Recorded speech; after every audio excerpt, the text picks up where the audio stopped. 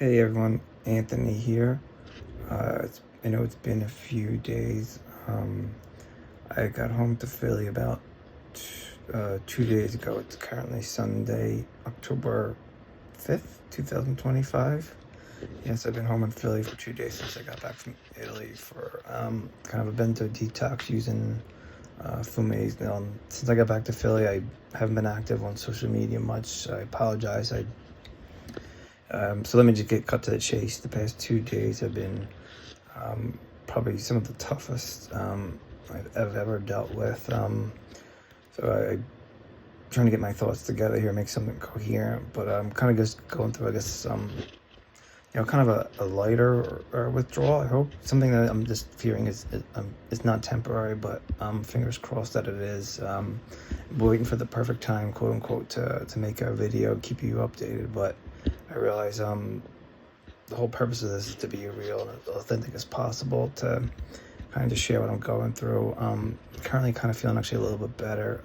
Hopefully, I'm hoping that the worst is over, but since I got back to Italy, I'm having kind of muscle twerks and spasms and things like that. I don't quite actually feel safe enough to drive yet. I'm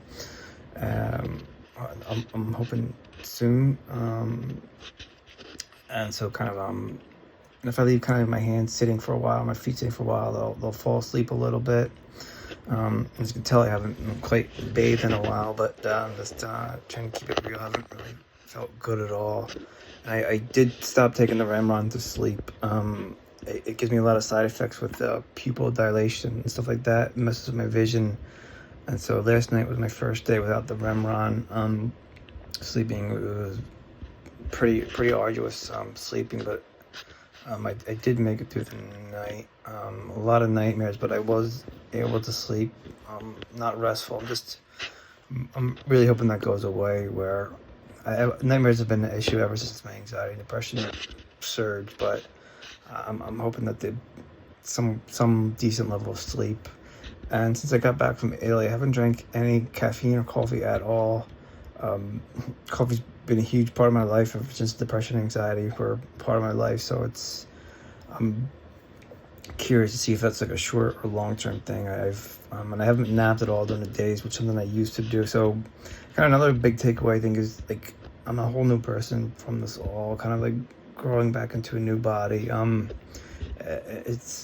sure it can be a lot of upsides to that. It's everything that's the Klonopin has masked. It's just right now it's a huge fear that these feelings and this I'm just calling, for lack of a better term, withdrawals, side effects, goes away. Sorry, I hate this camera angle. But again, I'm posting this video because I want to, but it's something I feel obligated to because it did feel a lot better in Italy. But yeah, I'm hoping to turn the corner here and now that I'm back home, but it's been tough. But I'll keep you posted. I have to post this video, even though I don't want to, and hopefully this all makes sense. Again, side effects that I'm having, arm extremities are kind of falling asleep, tingling. Not I wouldn't call it pins and needles. Difficult time sleeping. Nothing too hard. Just really tough.